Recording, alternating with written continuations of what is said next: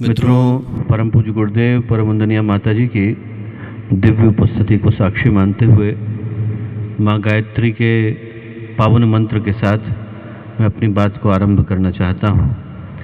माँ गायत्री का ये पावन मंत्र जो भी हम लोग यहाँ करने जा रहे हैं, इसको यदि हम लोग करें तो उससे पहले इस सत्य का स्मरण करना अनिवार्य हो जाता है कि जो गायत्री का पावन मंत्र है, भारतीय वैदिक परंपरा का, भारतीय ज्ञान परंपरा का, भारतीय आध्यात्मिक परंपरा का एक ऐसा मंत्र जो अनेक नई संभावनाओं को लेकर के अवतरित हुआ है। इसको हम लोग भारतीय संस्कृति की आधारशिला कह करके पुकार सकते हैं। एक शिला भवन के अंदर होती है जिसको हम लोग कहते हैं आधारशिला।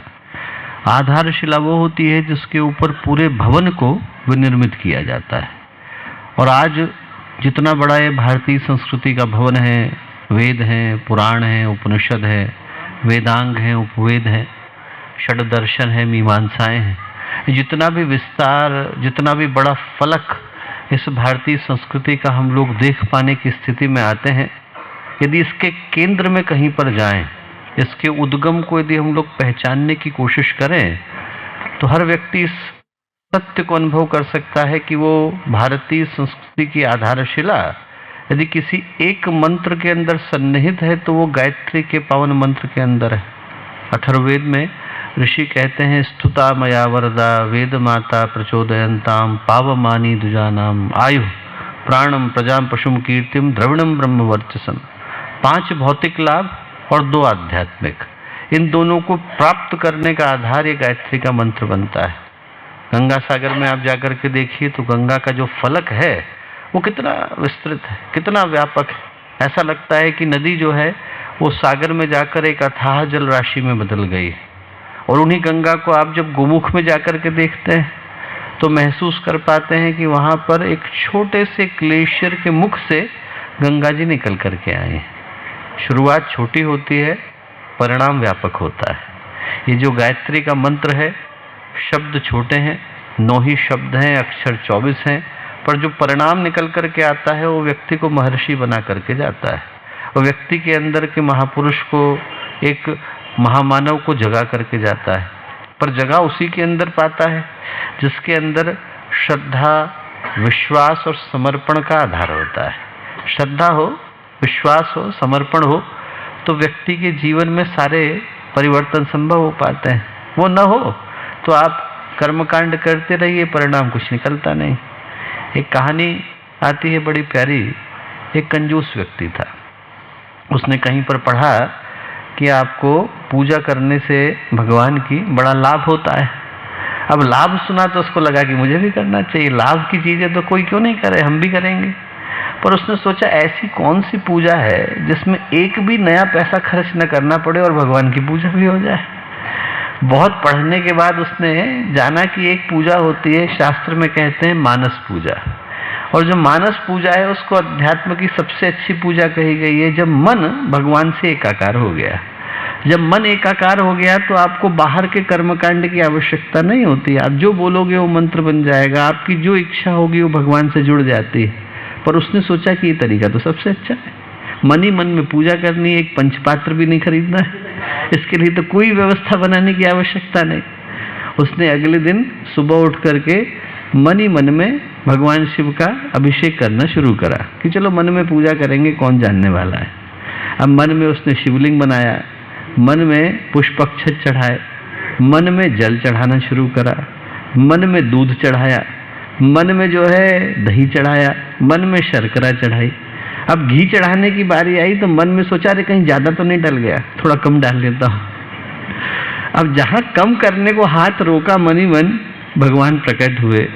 भगवान बोले, बेटा मन में सोच रहा है तो मन में तो कम से कम संकीर्णताओं को त्याग, मन में तो दिल खोल करके बैठ। जब मन की संकीर्णताएं जाती हैं, जब आदमी का दिल अंदर से खुलता है, तब हृदय की पुकार भगवान तक पहुँच पाती है। जो गायत्री का मंत्र है वो कहता यही है कि भगवान तो हमारे पास ही है, पर उसी के जीवन में आ पाते हैं जिसके पास वो विश्वास है जो एक बार आता है और फिर कभी नहीं जाता है। वो विश्वास हमारे हृदय में आए श्रद्धा आए, समर्पण आए, वो संकल्प आए जो हमें ईश्वर से एकाकार करता है, तो फिर हमारी चेतना उस शक्ति के साथ जुड़ पाती है। आज का ये पावन दिन, हिमालय की पुकार का दिन, दीप यज्ञ की ये पावन वेला जब हम लोग यहाँ एकत्रित हैं, तो इस शुभ अवसर पर जब माँ गायत्री के पावन मंत्र को बोलें तो हृदय से इसी भाव के साथ बोलें कि मन में वो संकल्प, वो समर्पण, वो विश्वास, वो श्रद्धा जगे जो हमारे शब्दों को वो स्वरूप प्रदान करे जिसके आधार पर एक नई चेतना का और नए सौभाग्य का उदय हो पाता है, हमारे जीवन में परिवर्तन की एक नई बेला जन्म ले सके। इस भाव के साथ माँ गायत्री का पावन मंत्र हम लोग बोलेंगे। कमर सीधी कर लें, मन शांत रखें, चित्त स्थिर रखें और ईश्वर का, माँ गायत्री का, गुरुदेव का, माता जी का आवाहन, भाव भरा निमंत्रण।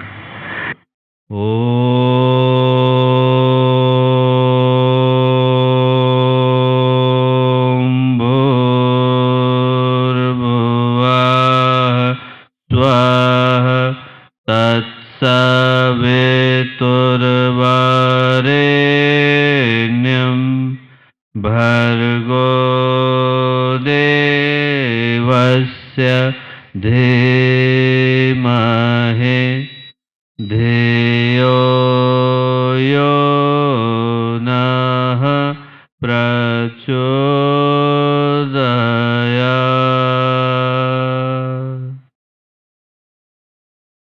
परम पूज्य गुरुदेव परम वंदनीय माता जी के दिव्य संरक्षण में आज का ये अत्यंत ही पवित्र, पुनीत, पावन अवसर, महत्वपूर्ण अवसर, इस युग सृजयता कार्यक्रम के दीप यज्ञ के पावन क्षणों में आज सिलीगुड़ी की इस पवित्र धरती पर हम लोग विद्यमान हैं, जिसको हम लोग पूर्वोत्तर का प्रवेश द्वार कह करके पुकारते हैं। हिमालय की तलहटी में बसा एक ऐसा अद्भुत स्थान जहाँ पर नेपाल, भूटान, चीन, बांग्लादेश, लगभग हर देश की सीमाएं आकर के यहाँ पर किसी न किसी रूप में जुड़ती हैं या समीप आ जाती हैं।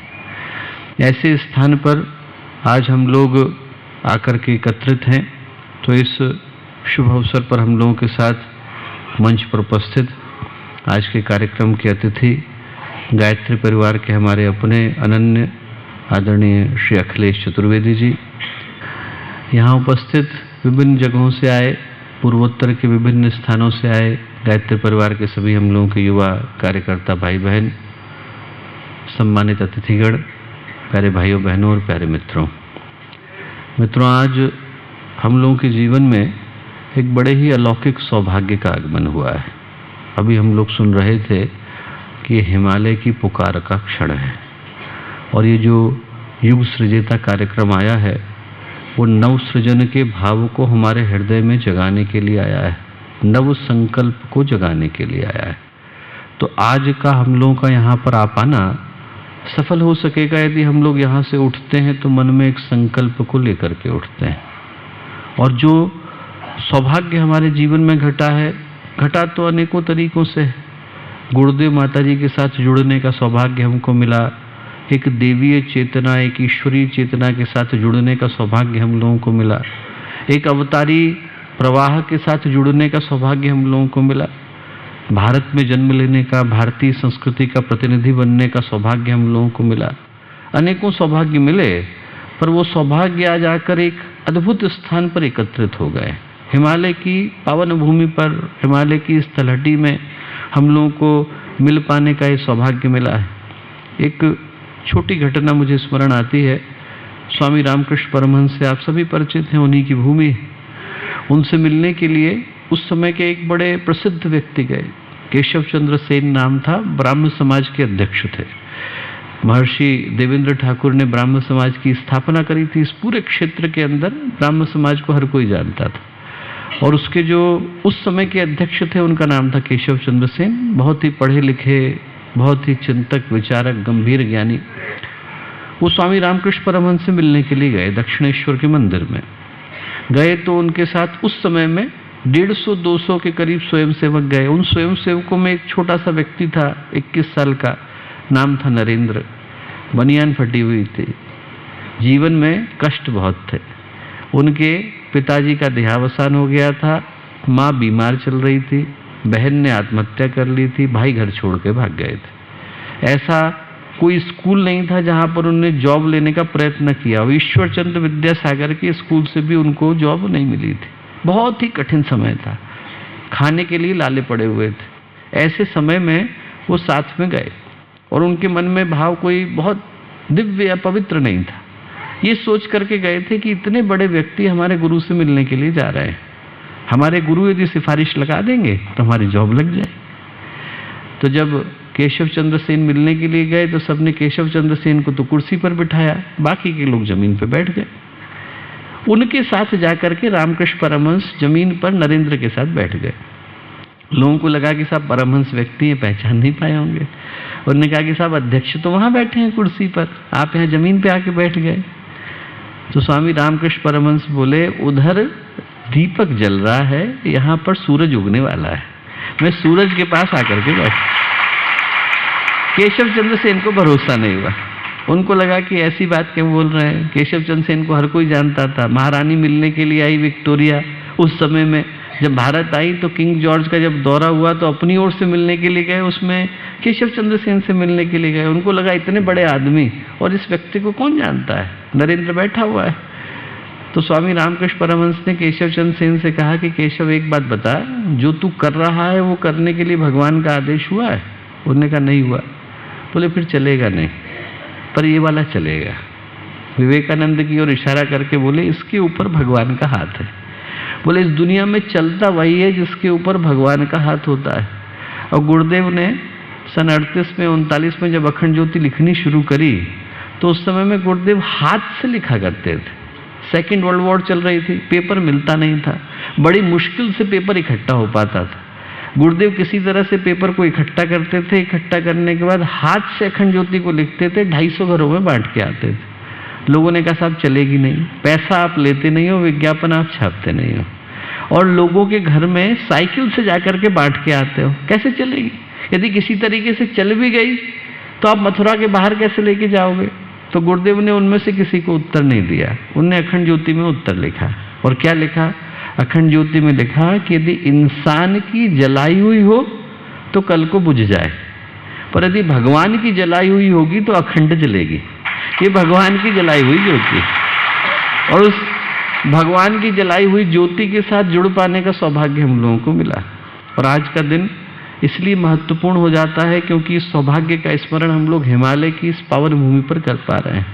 हिमालय को यदि आप किसी भी भारतीय व्यक्ति से पूछ के देखो, संत से पूछो, सिद्ध से पूछो, साधक से पूछो, तो ये जो भूमि है ये दिव्य है, रहस्यमय, पवित्र है, मिस्टिकल है, डिवाइन है। इसलिए डिवाइन है क्योंकि इस जगह से जो तरंगे निकलती हैं वो साधक के अंतःकरण को इस तरह से प्रभावित करती हैं कि उसके मन में श्रद्धा, समर्पण, विश्वास जाग सके।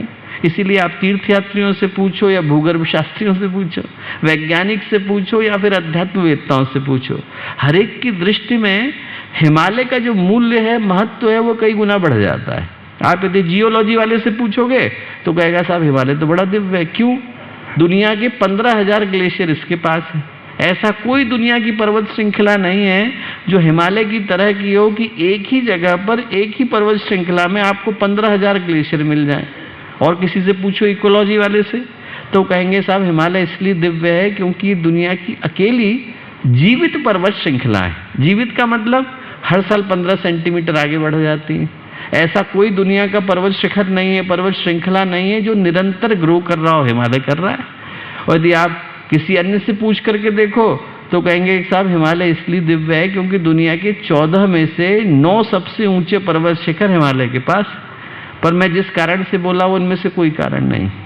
मेरे कहने का कारण यह है कि हिमालय अकेला दुनिया का ऐसा क्षेत्र है जिसको आप आध्यात्मिक चेतना का ध्रुव केंद्र कह सकते हो।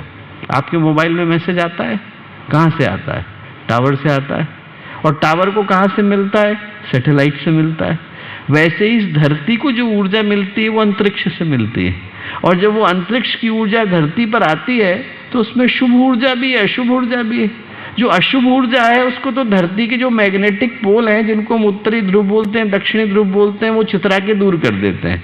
यदि सीधे पार्टिकल आ जाए तो हम लोगों को इस धरती पर स्पेस सूट पहन करके घूमना पड़े। उनको तो वो हटा देते हैं, पर जो शुभ ऊर्जा है, जो तप लोक से आ रही है, महत लोक से आ रही है, ऋषियों की ऊर्जा है, जिसको गुरुदेव बोलते हैं अमृत वर्षा।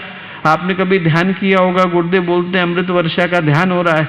वो जो अमृत वर्षा हो रही है, उसको इस धरती पर धारण करने का काम हिमालय करता है, और फिर वहां से वो साधकों के अंतःकरण में प्रसारित करने का काम करता है।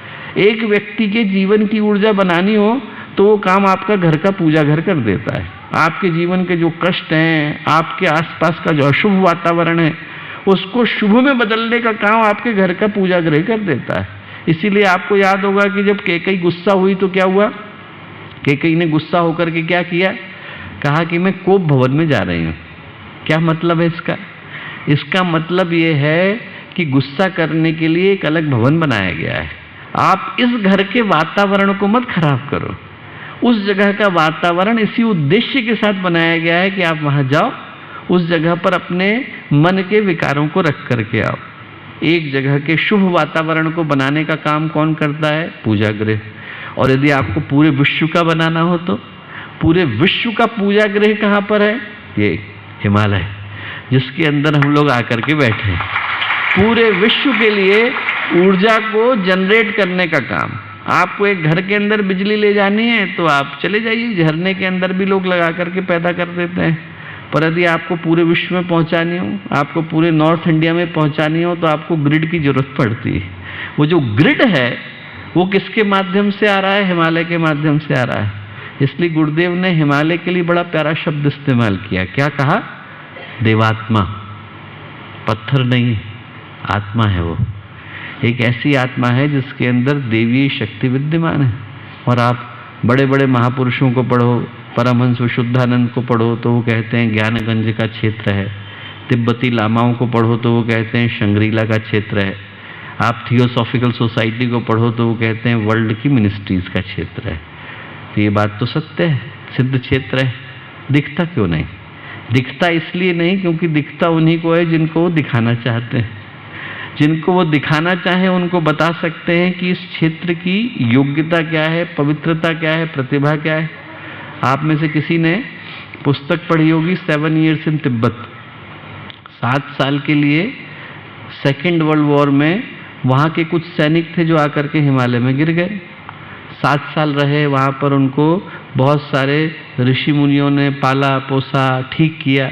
उनने वहाँ पर सब चीज़ों को देखा, और ठीक होने के बाद जब वो वापस गए और दोबारा उनकी इच्छा हुई कि अब जाकर के देखें उस जगह को जहाँ पर हम लोग 7 साल के लिए रहे, तो वहाँ कुछ भी नहीं था। उतनी ही देर के लिए उनको वो उपलब्ध था जितनी देर के लिए वो लोग दिखाना चाहते थे। जैसे आपका मोबाइल है, वो दूसरे मोबाइल में संदेश भेजता है, संदेश निकलता है, पहुंचता है, दिखाई तो दोनों पड़ते हैं। निकला वो भी दिखा, पहुंचा वो भी दिखा, पर जो बीच की तरंग है वो दिखाई पड़ती है क्या? बीच की तरंग नहीं दिखाई पड़ती, क्योंकि वो दूसरे डायमेंशन के अंदर है। ऐसे ही वो जो हिमालय की चेतना है वो दूसरे आयाम के अंदर है, दूसरे डायमेंशन के अंदर है। और इन बातों को यहाँ कहने के पीछे का मतलब क्या है? इन बातों को यहाँ कहने के पीछे का मतलब ये है दोस्तों कि वो जो ऋषि मुनि हैं, यदि आप कभी एक पुस्तक पढ़े मनीषी की लोक यात्रा, उसमें आप पढ़ेंगे कहानी परमहंस विशुद्धानंद की। उनने बताया कि वो जो जगह है वहाँ पर जो अत्यंत उच्च कोटि के ऋषि मुनि हैं वो निरंतर अनुसंधान में व्यस्त हैं। जिस तरह की रिसर्च लेबोरेटरीज हम लोग यहाँ बनाते हैं, वैसे ही रिसर्च लेबोरेटरी वहाँ पे भी बनती है। जो लोग साइंस के क्षेत्र के हैं वो लोग जानते हैं कि 2 तरह के एक्सपेरिमेंट होते हैं, इन वाइवो और इन विट्रो। आपने किसी चीज़ को लेबोरेटरी के अंदर किया, वो तो एक प्रयोग का पक्ष है, पर वो लोगों के ऊपर लागू हो पाएगा कि नहीं, ये प्रयोग का दूसरा पक्ष है। हमारे लेबोरेटरी में वो प्रयोग सफल हो रहा है, पर लोगों के ऊपर असर करेगा कि नहीं, ये उस प्रयोग का दूसरा पक्ष है। तो परमहंस विशुद्धानंद जी ने कहा कि वो लोग वहाँ बैठकर प्रयोगों को करते हैं।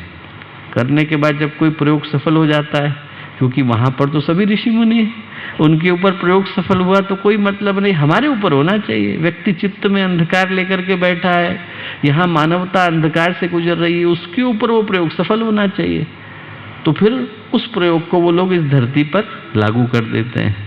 तो इन बातों को बताने का क्या मतलब? इन बातों को बताने का ये मतलब कि आज से 100 वर्ष पहले एक ऐसा ही प्रयोग ऋषि मुनियों ने किया और वो उस जगह पर सफल हुआ और उनको लगा कि इसको अब मानवता के मध्य में लॉन्च करने की आवश्यकता है। क्या प्रयोग था वो प्रयोग था दोस्तों गायत्री मंत्र का। प्रयोग ये था कि जो गायत्री मंत्र की शक्ति है अब उसे जन सुलभ बनाने की आवश्यकता है। कुछ लोगों तक वो रह जाए, कुछ व्यक्तियों तक सिमट करके रह जाए तो उस गायत्री मंत्र का लाभ नहीं, उसे जन जन तक पहुंचाने की आवश्यकता है। और जिम्मेवारी किसको सौंपी गई? जिम्मेवारी उसी व्यक्ति को सौंपी गई जिनने उस प्रयोग को सफल करके दिखाया था। और वो नाम क्या था? वो नाम वही था जिनको हम लोग परम पूज्य गुरुदेव कह करके पुकारते हैं। उनको वो जिम्मेवारी दी गई कि ये जो गायत्री मंत्र का प्रयोग है इसको आप जन जन तक पहुंचा करके आइए। इसीलिए जब गुरुदेव ने सन 1926 में अखंड दीपक को प्रज्वलित किया तो महर्षि अरविंद ने अपनी पत्रिका के अंदर क्या लिखा? उन्होंने कहा ये जो वर्ष है वो दिव्य ज्योति के अवतरण का वर्ष है। इस वर्ष में दिव्य ज्योति का अवतरण संभव हो गया है। इधर अखंड दीपक जला, उधर महर्षि अरविंद ने कहा कि ये दिव्य ज्योति का अवतरण हो चुका है। तो जो गायत्री का मंत्र है दोस्तों वो दिव्य ज्योति के अवतरण का मंत्र है।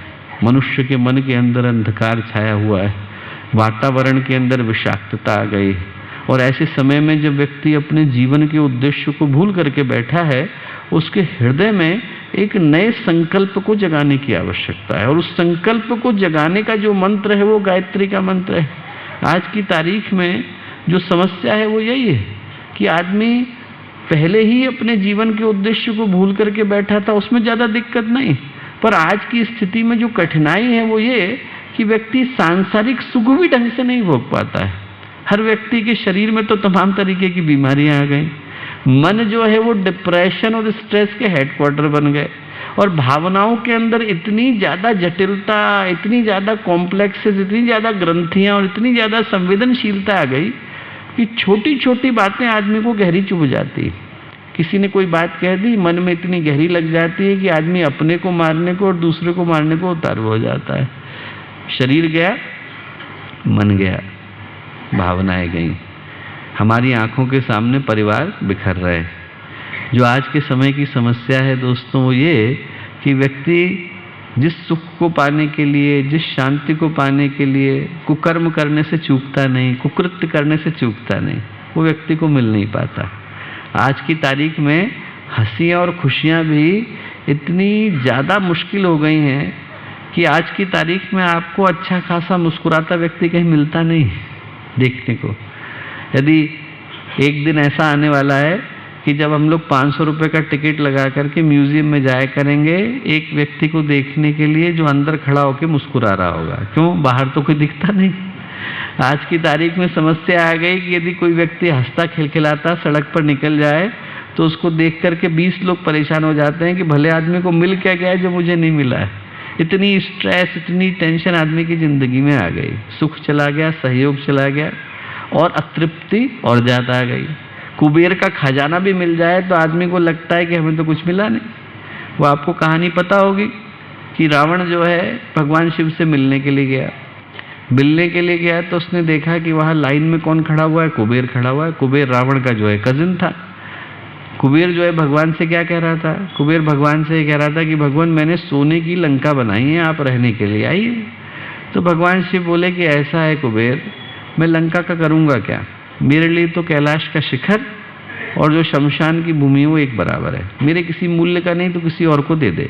रावण पीछे खड़ा था, बोले भगवान मुझे दे दीजिए। तो कुबेर बोले कि भगवान ये लेकर के क्या करेगा? 9 ग्रहों के महल और 27 नक्षत्रों की अट्टालिकाएं पहले ही लेकर के बैठा है। 36 महल तो पहले ही है, 37वें का करेगा क्या? तो भगवान शिव ने इतना प्यारा उत्तर दिया, बोले फिर तो कुबेर यही उसके लिए योग्य है। बोले जिसको 36 महलों में संतोष नहीं मिला उसको 37 में से भी संतोष मिलने वाला नहीं है, तो इसी को दे दे। आदमी के मन में यदि अतृप्ति हो और आदमी के मन में यदि अभाव हो और आदमी के मन में असंतोष हो तो कुबेर का खजाना भी व्यक्ति को संतोष दे करके जाता नहीं। और आज स्थिति वही आ गई। आदमी के मन के अंदर असंतोष आ गया तो जहाँ से गुजरता है और जहाँ को जाता है और जो भी प्राप्त करता है उसे कम ही नजर आता है। आप सोच करके देखिए कि जो लोग अरबों खरबों रुपए कमा करके बैठे हैं वो फिर घूस क्यों लेते हैं, बेईमानी क्यों करते हैं, भ्रष्टाचार क्यों करते हैं? इसलिए करते हैं कि मन में कहीं आ गया कि जितना मुझे मिला वो कमी है, इसलिए आदमी अनैतिकता की तरफ जाता है, इसलिए आदमी गलत राह की तरफ जाता है, इसीलिए आदमी गलत काम को करने के लिए जाता है, क्योंकि मन में ये आ गया कि हमें जितना मिला है वो किसी मूल्य का नहीं। वो एक फकीर की कहानी आती है कि फकीर थे, सोने का सिक्का पड़ा मिला, अपने गुरु के पास गए, गुरु से बोले कि साहब इसका करूं क्या, मेरे तो किसी मतलब का नहीं। तो उनके गुरु बोले कि एक काम कर, तुझे जो सबसे गरीब आदमी मिले तो उसको दे करके आना। ठीक, कैसे पहचानूंगा सबसे गरीब आदमी? बोले एक काम करना कि तू उसके दिल को टटोलना, गरीबी होगी तो दिल में पता चलेगी। बोले ठीक है। ढूंढते रहे बहुत दिन, हर व्यक्ति से बात करते उसको लगता है इसके मन में थोड़ा संतोष तो है। ऐसे बहुत दिन तक 10 वर्ष निकल गए, 20 वर्ष निकल गए। एक दिन भटकते भटकते एक राज्य में पहुंचे, वहां उन्होंने देखा कि एक बहुत लंबा सा हुजूम जा रहा है, काफिला जा रहा है। किसका जा रहा है? 1000 हाथियों का। 1000 हाथियों में भी जो शुरू के 100 हाथी थे वो तो सोने से लदे हुए थे, उसमें भी जो पहला वाला था उसके ऊपर तो हीरे की पालकी थी। उस हीरे की पालकी के अंदर एक राजा बैठा हुआ था। राजा ऊपर से लेकर नीचे तक आभूषण पहन करके बैठा था, बहुत सुंदर वस्त्रों में जा रहा था। उनने एक व्यक्ति से पूछा क्या हो रहा है? बोले साहब ये इस राज्य के चक्रवर्ती सम्राट हैं। कहाँ को जा रहे हैं? बोले इन्हें सारे राज्य जीत लिए, एक बगल में पड़ोसी का रह गया, उसको जीतने के लिए जा रहे हैं। क्यों? बोले ऐसे ही इनके मन में था कि एक छूट गया, उसको जीत लें। तुरंत फकीर ने अपना सोने का सिक्का निकाला और राजा को जाकर के दिया। बोले साहब आप ले लो। राजा को लगा कि साहब आशीर्वाद दे रहे। राजा बोले कि मुझे क्यों दिया? बोले हमारे गुरु ने कहा था कि जो सबसे गरीब आदमी मिले तो उसे दे करके आना है। राजा बोले आपको समझ में नहीं आ रहा, यहाँ मैं 1000 हाथियों की सवारी पे जा रहा हूँ, 100 हाथी जो है सोने में लदे बैठे हैं, उस पर भी हीरे की जवाहरात से लदा हुआ हूँ, और आप कह रहे हो मैं गरीब हूँ, आपको समझ में नहीं आ रहा। वो फकीर बोले कि साहब बाहर की गरीबी की बात नहीं कर रहा, मैं तेरे दिल की गरीबी की बात कर रहा हूँ। सब कुछ मिल जाने के बाद भी तुझे लगता है कि अभी और पाने की जरूरत है। जो आदमी के मन का संतोष है वो उसे दर दर भटकाता है। आज की समस्या ये है कि आज व्यक्ति मन के सुख को, मन के संतोष को, मन की तृप्ति को, मन की भावनाओं को गंवा करके बैठा है। आदमी को अपना कोई मिलता नहीं। गुरुदेव ने एक जगह लिखा है अखंड ज्योति में कि रहने को तो भैंस और भेड़ भी एक बाड़े में रह लेते हैं, पर एक दूसरे को मौका मिलता है तो सींग गड़ाए बगैर रहते नहीं। वैसे ही आज मानवता हो गई। रहने को इंसान आदमी साथ साथ रहते हुए दिखाई पड़ते हैं, पर मौका मिल गया है तो व्यक्ति दूसरे को दबाने से, गिराने से, नोचने से, खसोटने से, मारने से चूकता नहीं। और ऐसा जब मानवता हो जाए तो इस मानवता का समाधान कहाँ से निकल करके आ सकता है? एक ही जगह से निकल करके आ सकता है, और उसका नाम है मनुष्य का अंतःकरण। बाहर के नियमों को आप बदल दो, बाहर की चीज़ों को आप बदल दो, उससे इंसान थोड़ी बदलता है। बाहर तो न जाने कितनी बार भगवान ही आए। आप देखो रावण को मारने के लिए कौन आया? भगवान आए। कंस को मारने के लिए कौन आया? भगवान आए। आप दुर्गा सप्तशती को पढ़ो तो शुरू से लेकर अंत तक मधुकैटभ को किसने मारा? माँ ने आकर के मारा। महिषासुर को किसने मारा? माँ ने आकर के मारा। चिक्षुर को किसने मारा? चामर को किसने मारा? बाष्कल को किसने मारा? असिलोमा को किसने मारा? वेडालाक्ष को किसने मारा? माँ ने मारा। उसके बाद शुंभ निशुंभ को किसने मारा? माँ ने मारा। चंडमुंड को किसने मारा? माँ ने मारा। रक्त बीज, धूम्रलोचन, वो तो संख्या अगणित में चली जाती है। उधर बाणासुर है, और अघासुर है, और बकासुर है, और त्रिपुरारी है, और मुरारी, न जाने कितने। इतनों को तो भगवान ने आकर के मारा। उससे दुनिया बदली क्या? नहीं बदली। क्यों नहीं बदली? क्योंकि असुर मारा जाता है पर असुरता तो जीवित रहती है।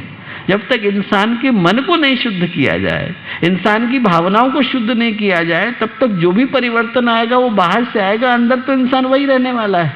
इसलिए गुरुदेव ने कहा समाधान तो एक ही है, बाहर के व्यक्तियों को मारने के लिए राजतंत्र है, पर भीतर के व्यक्ति को सुधारने के लिए धर्मतंत्र है। हम लोग बैठे इसलिए है कि इंसान के अंतःकरण को पवित्र बना।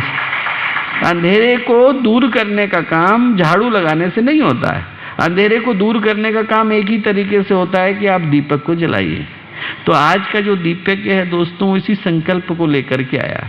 इस संकल्प को लेकर के आया कि जिस गायत्री मंत्र को हम लोग करते हैं उसका अवतरण इस उद्देश्य के साथ हुआ है कि इंसान के हृदय में हम लोग सौभाग्य के संकल्प को पैदा कर सकें। ये जो दीपक है वो अपने आप में महत्वपूर्ण प्रेरणा लेकर के आया है। क्या प्रेरणा लेकर के आया? ये प्रेरणा लेकर के आया कि इस दीपक को देख करके आपके मन में साहस की भावनाएं आती हैं। न जाने कितने जमाने का अंधेरा हो, आप एक दीपक जला दीजिए और जैसे ही दीपक जलता है तो वो हजारों साल का अंधेरा, वो हजारों वर्षों का अंधेरा क्षण भर में चला जाता है। वो गुफा, वो कंदरा, वो वन, वो प्रदेश जहाँ पर हजारों वर्षों से प्रकाश नहीं पहुँचा होगा, एक दीपक के जलते ही वहाँ पर उजाला आ जाता है। और वही संदेश दीपक हमें देता है। दीपक हमें संदेश देता है कि न जाने किस जन्म का, न जाने कितने जन्मों का अंधेरा हम लोग अपने मन में लेकर के बैठे हैं। बाहर का दीपक जलाएं तो मन में संकल्प लें कि भीतर का भी जले। प्रार्थना ये करें कि बाहर का अंधेरा तो ये हैलोजन भी दूर कर देती है। बाहर का जो अंधेरा है उसको दूर करने के लिए तो हमारे पास टॉर्च भी है, मोमबत्ती भी है, मशाल भी है और अगरबत्ती भी है, सब चीज़ें। जुगनू भी उस कुछ अंधेरे को दूर करके चला जाता है। पर जो भीतर का अंधेरा है, जो हमें हमारे जीवन के लक्ष्य से दूर करता चला जा रहा है, उसको दूर करने के लिए ताकत हमारे भीतर पैदा हो, साहस पैदा हो। हम भगवान से प्रार्थना करें कि इतना संकल्प आप हमारे को दें कि उस जन्म जन्मांतर के अंधेरे को हम लोग दूर कर पाने की स्थिति में आए। क्षण भर के लिए आता है तो व्यक्ति के हृदय में सबेरा करके जाता है।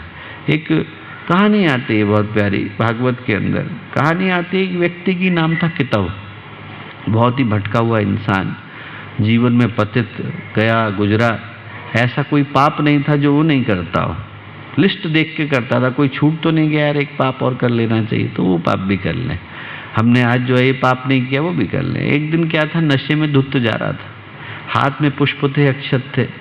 इतनी देर में क्या हुआ, एक पत्थर पड़ा और जैसे ही पत्थर पड़ा तो पैर टकराया और जाकर के नाली में गिर गया। 3 घंटे बेहोश रहा, सिर से खून बहने लगा और खून पूरे शरीर के ऊपर चला गया। अब जब उसको होश आया और उसने अपनी स्थिति देखी तो उसकी आंख से आंसू गिरे कि मैं कर क्या रहा हूँ। पूरे शरीर पर खून है, कीचड़ लगी हुई है, मुंह से बदबू आ रही है, आसपास के लोग हंसते हुए जा रहे हैं। उसको लगा कि क्या किया मैंने, अपने ऊपर बड़ी ग्लानि हुई उसको कि मनुष्य का जीवन मिला और मैं कैसा जीवन जी रहा हूँ। हाथ के पुष्प देखे, भगवान शिव का मंदिर था, वो गया और उसने जाकर के मंदिर में चढ़ाया कि भगवान इस बार तो मनुष्य का जीवन मिला पर कोई समझ नहीं मिलेगी, अगली बार आप मनुष्य का जीवन देना तो थोड़ा समझ भी देना ताकि अच्छी तरह से जी सकूं। इतना सोचना था, खून ज़्यादा बह गया था तो शरीर चला गया। ऊपर पहुंचा तो चित्रगुप्त ने उसका रजिस्टर खोला, देखें भाई तुमने क्या किया है। तो उन्होंने कहा भाई तुमने तो बहुत पाप किए, बदले में क्या मिलेगा। किताब ने पूछा 2000 साल का नरक मिलेगा। चित्रगुप्त ने कहा 2000 साल का नरक मिलेगा। मैंने कोई अच्छा काम किया, उसने पूछा। बोले हाँ, एक क्षण के लिए जब आप भगवान के सामने निर्मल हृदय होकर के खड़े थे तो आपके मुंह से जो शब्द निकले थे वो सच्चे थे, इसके बदले में पुण्य मिला। उस पुण्य के बदले में क्या मिलेगा, उसने पूछा। बोले जितनी देर के लिए पलक झपकती है, जिसको हम लोग बोलते हैं निमिष, उतनी देर के लिए स्वर्ग का सिंहासन मिलेगा, स्वर्ग के राजा आपको बनाया जाता है। क्या पहले लोगे, क्षण भर के लिए स्वर्ग का सिंहासन या 2000 वर्ष के लिए नरक। किताब ने कहा कि अब 2000 साल का नरक भुगतना है, पहले स्वर्ग ही ले लेते हैं। स्वर्ग के सिंहासन पे बैठा और वैसे ही उसके मन में क्या विचार आया, विचार ये आया कि देखो मैंने एक अच्छा काम किया और एक अच्छे काम के बदले में क्षण भर के लिए सही मुझे स्वर्ग का सिंहासन मिला, एक और कर लूं तो क्या गलती है। ये सोचना था, पुष्प लिया, अक्षत लिया और जल लिया और संकल्प लिया। इस स्वर्ग के सिंहासन पर बैठने के नाते मुझे जो जो चीजें मिल रही हैं वो सारी की सारी अच्छे लोगों में बांट दी जाए। इधर संकल्प लेना था, चला गया, ये संकल्प लिया और वो जो कामधेनु गाय थी वो वशिष्ठ ऋषि को चली गई, उच्च श्रवा घोड़ा अगस्त ऋषि को चला गया, चिंतामणि गाल्व ऋषि को चली गई, सब में बंट गई। और दान का क्या सिद्धांत होता है, जिसको आप देते हो उसके कर्म में भागीदार हो जाते हो। कोई व्यक्ति अपराध करने के लिए जा रहा है और आपने उसको बंदूक दे दी, अब वो अपराध करेगा तो आपको उसके साथ सजा भुगतनी पड़ेगी। कोई बोले नहीं हमने तो बंदूक दान में दी थी, तो दान में नहीं दी थी, अब तो आपने उस अपराध में अपनी साझेदारी लिखा दी। वैसे ही दान में होता है, आपने जिसको दिया वो उसके माध्यम से जो कार्य करेगा उस कार्य के परिणाम के आप भागीदार हो जाते हो। उन सारे ऋषियों का पुण्य लौट करके उसे मिला। तो बदले में क्या हुआ, चित्रगुप्त ने कहा कि 2000 साल का जो नरक था वो शून्य में बदल गया है, अब इसको जन्म देना पड़ेगा। प्रहलाद के पुत्र विरोचन के रूप में उसको जन्म मिला। अब आप सोचिए कि क्षण भर के लिए बोध आया, पूरी जिंदगी में बेहोश रहा, क्षण भर के लिए होश आया, उस क्षण भर के होश ने उसे प्रहलाद के पुत्र के रूप में पैदा किया। हम लोग प्रार्थना करें कि जीवन भर के लिए होश आए। यदि सवेरा आना ही है तो 1 मिनट के लिए क्यों आए तो पूरे जीवन के लिए आए। दीप यज्ञ की प्रार्थना यही है कि हमारे हृदय में भगवान वो बोध पैदा करके जाए। न जाने किस जन्म का अंधेरा है, कहाँ कहाँ व्यक्ति भटक रहा है, हमारे जीवन में क्या क्या घटा है, वो जो होश है वो हमारे जीवन में आए और अभी आए। ये प्रार्थना हम लोग दीप यज्ञ के माध्यम से करते हैं। वो एक कहानी आती है, बड़ी प्यारी कहानी आती है कि एक चोर था, रोहिणी नाम था उसका, और वो जो था बड़ा नटवर लाल था उस जमाने का, बता करके चोरी करता था। आज के दिन यहाँ चोरी करूँगा गौशाला के पास में, आपको पकड़ना है तो पकड़ो। अब पकड़ने की कोशिश भी करें तो मिले नहीं, तो लोग बड़े परेशान। राजा ने कहा भाई इसको पकड़ो। उसके दोस्तों ने कहा कि ऐसा है रोहिणी, तू चोरी कर, जो तेरा मन करे वो कर, पर एक काम मत कर। क्या? बोले भगवान महावीर का लेक्चर मत सुनना। ठीक, क्या दिक्कत है, नहीं सुनेंगे। एक दिन क्या हुआ, चोरी करने के लिए निकला तो गलती से उस पंडाल में घुस गया जहाँ भगवान महावीर का लेक्चर चल रहा। अब अंदर घुसते समय तो पता नहीं चला कि लेक्चर के अंदर आ गया हूँ। जब तक उसको समझ में आता कि लेक्चर के अंदर आया हूँ तब तक एक लाइन कान के अंदर चली गई थी, तो तुरंत कान में उंगली डाली और बाहर को भगा रहे, सुनना नहीं सुनना नहीं। क्या लाइन चल रही थी? भगवान ये बता रहे थे कि स्वर्ग के जो निवासी होते हैं वो कैसे होते हैं। उन्होंने कहा स्वर्ग के जो निवासी होते हैं वो जमीन से 4 अंगुल ऊपर चलते हैं और उनकी छाया नहीं पड़ती। कोई बड़ी बात नहीं, कोई ज्ञान की बात नहीं, कोई तप की बात नहीं, कोई अध्यात्म की बात नहीं। स्वर्ग के निवासी जमीन से 4 अंगुल ऊपर चलते हैं, छाया पड़ती नहीं। इतना उसने सुना। 3 महीने गुजर गए। 3 महीने के बाद पकड़ा गया, पर वो अपना जुर्म नहीं कबूल रहा था। राजा ने मंत्री से कहा भाई कोई युक्ति लगाओ जिससे अपना जुर्म कबूले, बिना जुर्म कबूले हम कैसे सजा दे दें। उन्होंने कहा ठीक। मंत्री ने एक युक्ति लड़ाई। क्या युक्ति लड़ाई? उनने उसको दवाई दे दी, औषधि, बेहोश हो गया। होश आया तो उसने देखा कि एकदम अजीब सा माहौल है, लोग अच्छे अच्छे कपड़े पहन करके बैठे हैं। तो मंत्री जो थे वहाँ कपड़े पहन के बैठे थे सुनहरे। रोहिणी ने पूछा मैं कहाँ हूँ, कौन सी जगह है? तो वो जो मंत्री थे बोले कि तुम मर गए हो बेटा, स्वर्ग में आ गए, और मैं चित्रगुप्त हूँ, तुम्हारे कर्मों का हिसाब करने के लिए बैठा हूँ। तो उसने कहा अच्छा। बोले देखो स्वर्ग में एक नियम है। क्या नियम है? बोले यदि तुम अपने जुर्म खुद बता दोगे तो तुम्हें थोड़ा डिस्काउंट मिल जाएगा। बोले फिर तुम्हारे जो पाप हैं वो पुण्य में बदल जाएंगे, खुद बता दो तो ज़्यादा अच्छा है। उसने कहा तो बहुत अच्छा है।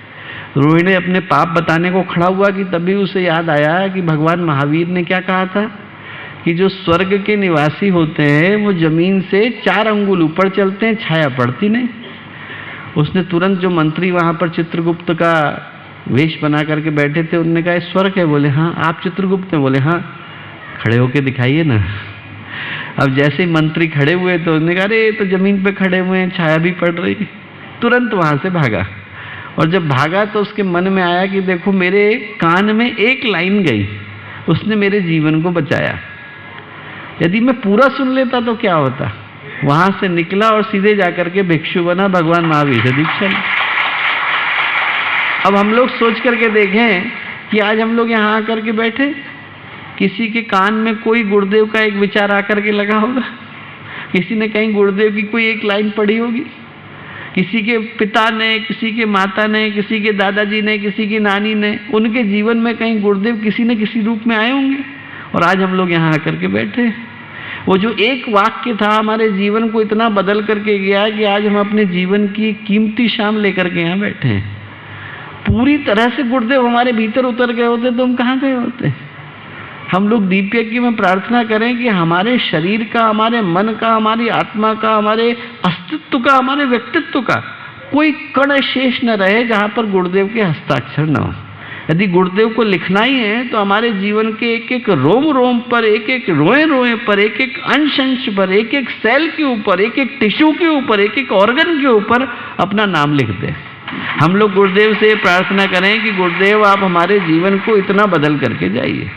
आज का जो दीप यज्ञ है वो इस प्रार्थना को लेकर के आया कि जीवन में बोध आए, जीवन में होश आए, और हम लोग यहाँ से उठे तो संकल्प को लेकर के उठे। ये दीपक हमें प्रेरणा देता है कि एक छोटा सा दीपक जलता है तो अपने क्षेत्र में उजाला करके जाता है। हम में से हर व्यक्ति के पास ये जरूरी नहीं कि इतना साहस हो कि हम भगवान सूर्य बन जाएं और पूरे ब्रह्मांड को उजाला देते फिरें, पर दीपक हर कोई बन सकता है। जितना क्षेत्र हमें दिया है उतने में उजाला कर देने की ताकत हमें भगवान दे दे तो हजारों दीपक मिलते हैं तो न जाने कितने घरों में दीपावली करके जाते हैं। आज का जो दिन है वो यही संकल्प लेकर के आया कि हमारे भीतर का दीपक जले। ये हिमालय की तलहटी में आज इस दिव्य क्षेत्र में हम लोग आकर के बैठे हैं और ये भाव, ये चेतना, ये संकल्प, ये सौभाग्य हमारे हृदय में आए कि यहाँ से हम लोग बोध की किरण को लेकर के उठें। ये जो पूर्वोत्तर का क्षेत्र है इसको हम लोग भारत का साधना क्षेत्र, विश्व का साधना क्षेत्र कह करके पुकारते हैं। हम लोग गुरुदेव से प्रार्थना करेंगे कि एक एक व्यक्ति, आज जो 1500 से लेकर 1800 कार्यकर्ता इस सभागृह के अंदर विद्यमान है, हम लोग गुरुदेव से प्रार्थना करेंगे कि ये प्रत्येक व्यक्ति 25 नए व्यक्तियों में बदल जाए और अगली बार जब पूर्वोत्तर का कार्यक्रम हो तो वो इतना भव्य हो, दिव्य हो, विशाल हो, व्यापक हो और इतना संकल्प और ऊर्जा से भरा हुआ हो कि हर व्यक्ति की चेतना में एक नए चिंतन की, नई शुरुआत की, नई सौभाग्य की किरण का उदय हो।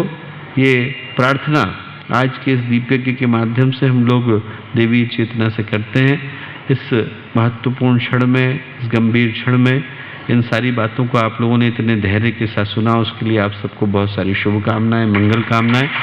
हृदय से सभी को साधुवाद और सभी को भावभरा प्रणाम। हमारे YouTube चैनल शांति कुंज वीडियो गायत्री परिवार को सब्सक्राइब करें एवं बेल आइकन जरूर दबाएं ताकि गायत्री परिवार की विभिन्न गतिविधियों की जानकारी आपको मिलती रहे।